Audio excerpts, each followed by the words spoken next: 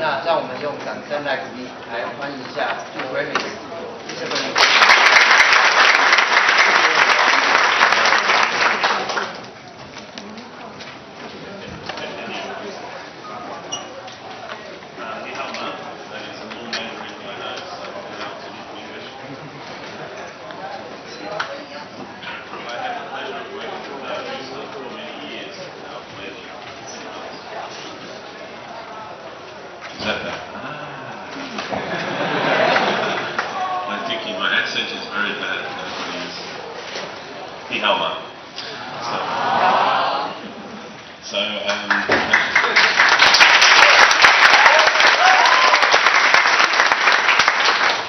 I think for someone who does not speak Mandarin like me, it is a sign of ultimate trust to have Houston introducing me in Mandarin, because hopefully he said good things, but I cannot tell. So my name is Hugh. I've been working on Linux free software since the mid-90s. Initially I started off working on free software with a project called Nokia, which was some tools for Nokia mobile phones. After that I did some work on the kernel, device drivers in particular, USB device drivers. And then I did a little bit of work on PowerPC porting. I joined Canonical in March of this year, having spent about 8 years working at IBM in the Linux Technology Centre, and prior to that I worked at LinuxCare. But now my role, as Justin so kindly said, is managing part of our kernel team at Canonical. And it's actually quite a distributed team. There is myself in Australia, but we have 3 engineers here in Taipei, 2 in China, 1 in the United Kingdom, and 2 in the USA. So we'll talk a little bit more about how Canonical structures its teams in a moment. But having talked a little bit about me, I was interested to find out a little bit about you as my audience. I'm wondering if you are a hardware engineer, could you please put your hand up? If you're working on, if you're a hardware developer. Nobody? Okay. Software engineers. That's better. Okay. How many of you use Debian? Don't be shy, it's good, Debian's good. How about Ubuntu? Yeah, right. Other Linux, Red Hat, SUSE, Open Solaris, Virginia? More seriously though, are there any managers in the audience?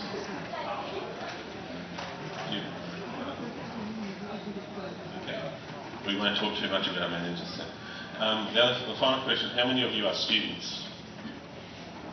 A few. Okay, thank you. It just helps me to understand who we're talking to. So, as I said in the introductory slide, I'll talk about a few different things today. I'll talk about Canonical as a company, Ubuntu as an operating system, and then talk about free software and the community more generally. But to start with, Canonical, as many of you might know, was founded in 2004 by Mark Shuttleworth, who had done many things, been into space and so forth, but Mark is the founder of Canonical. Canonical is as a company, is the commercial sponsor of Ubuntu. And as such, Canonical provides resources to the Ubuntu project, and which we'll talk about some more in the coming slides. Canonical as a company has about 280 employees around the country, and around the world I should say. But it is a highly distributed workforce. So what we mean by that is that not everyone is working in an office. In fact, we have employees over about 25 different countries. But our main offices, we have an office in Taipei. Our headquarters is in London. I was there earlier this week, so I'm very jet-lagged because my body doesn't know what time it is. We have an office in Montreal and an office in Lexington in the United States. But the significant thing for us, for Canonical as a company, is we mimic the way the free software community works in many ways. But one of that is the fact that we are a distributed company, so over 60% of our staff do not work in an office, they work from a home office. So I have a little picture from my home office. I live in Australia on a small farm, and when I look out my window some mornings when I'm checking my email, I see kangaroos. This is my home office. So that's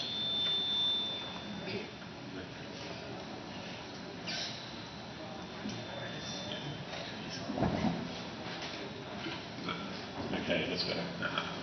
So I'd like to talk a little bit now about Ubuntu as an operating system. Of course, many of you would know this, but I'm just trying to provide a complete picture. Ubuntu is based on Debian GNU Linux, so it uses much of the good work of the Debian community as its basis. The first release of Ubuntu was in 2004, in April, and since then we've had 10 releases. So Jaunty Jackalope, which is a release earlier this year, is the 10th release of Ubuntu, and Karmic Koala, which named after another Australian animal, coincidentally, will be released in October of this year. One of the things that makes Ubuntu different is that we try, as far as we are able to stick to a policy of time-based releases. So that is to say, rather than determining when our releases will come out on the basis of features, instead we say we will do 2 releases a year, roughly every 6 months apart, one in April, one in October, and we decide what we will include in Ubuntu based on the time we have available. So we try and keep that consistent cadence or consistent release cycle every 6 months. This means we are always able to present and provide the most recent versions of the various packages to Ubuntu users. So it is very much allows you to very much get the latest and the best free software from Ubuntu. We provide a support period of about 18 months for each of our regular releases, so that is security fixes, bug fixes and other updates for a guarantee for 18 months after a standard release. And we also have these LTS, or long-term support releases, that we do about every 2 years, and they are actually guaranteed to be supported for longer. Now, many people think that LTS is server-specific, when while it is true that many people use a lot of servers, myself included, LTS is really about long-term support. So it is an ideal choice if you're in a situation where you're wanting to use Linux in a desktop environment and have that same long-term knowledge of having a long-term supported version of distribution.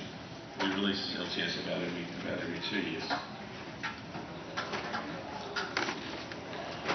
Ubuntu itself is, I guess, the main distribution, but there are a number of variant or derivative releases which include a server edition.